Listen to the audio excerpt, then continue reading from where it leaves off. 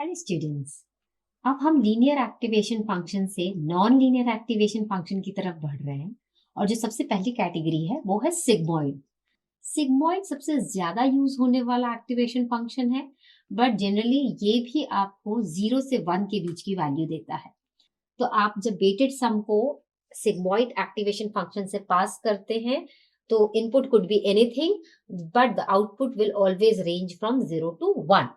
ये बिल्कुल उसी तरह से प्रोबेबिलिटी के लिए काम आता है। प्रोबेबिलिटी की वैल्यू भी 0 से 1 के बीच में होती है, 0.3, 0.4, 0.5।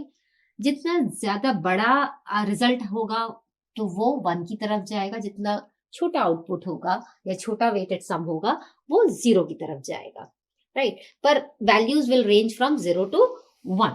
तो इसका यदि हम ग्राफ देखें, ये 0 है, ये 1 है, ये 0.5 है। तो जो आपका ग्राफ होगा वो कुछ इस तरह का होगा, right. So it will always be something like 0 for here, something here it could be 0। ये 0 वाली लाइन है ना। तो ये 0 और 1 के बीच में होगा। मतलब आप इस तरह से आपने एक्टिवेटेड सम लिया, जो आपका वेटेड सम है वो आपकी वैल्यू z है। से suppose, so you will be keeping this value z here, 1 plus e raised to, say suppose आपकी value I 128। I am just taking a random value. अगर आप इस पे अप्लाई करोगे may be you can get the value 0.7। Okay, तो ये 1 से ज्यादा नजदीक है। तो हमारा जो मोटिव है यूज करने का सिग्मॉइड एक्टिवेशन फंक्शन, वो just to find out the probability of the resultant. अब सबसे अच्छी बात यह है कि ये सिग्मॉइड फंक्शन डिफरेंशिएबल है। डिफरेंशिएबल का मतलब ये है कि अगर आप किसी भी एक छोटे फ्रैक्शन पे अपने मॉडल का स्लोप निकालना चाहोगे तो आप निकाल सकते हो। Between any 2 points you can find out the slope ना।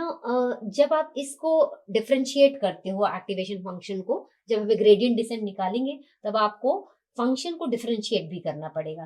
तो जब आप डिफरेंशिएट करोगे तो basically this is nothing but F dash Z, derivative निकाल रहे हो आप इसका, तो it will be F Z 1 minus F Z.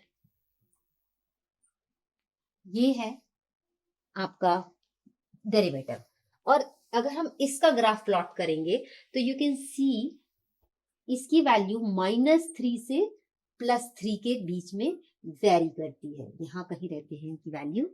मतलब -3 से +3 के बीच तक में तो लर्निंग अच्छी होती है, पर जो आपके दोनों एक्सट्रीम्स हैं वो फ्लैटर है। मतलब यहाँ से यहाँ तक की लर्निंग उतनी अच्छी नहीं होती है। अगर आप वापस लर्न करने की इसे इस पॉइंट पे लर्न कराने की कोशिश करोगे तो वैनिशिंग ग्रेडियंट प्रॉब्लम आ जाती है। वैनिशिंग ग्रेडियंट प्रॉब्लम का मतलब हम आगे पढ़ेंगे, पर यहाँ पर लर्निंग खत्म हो जाती है।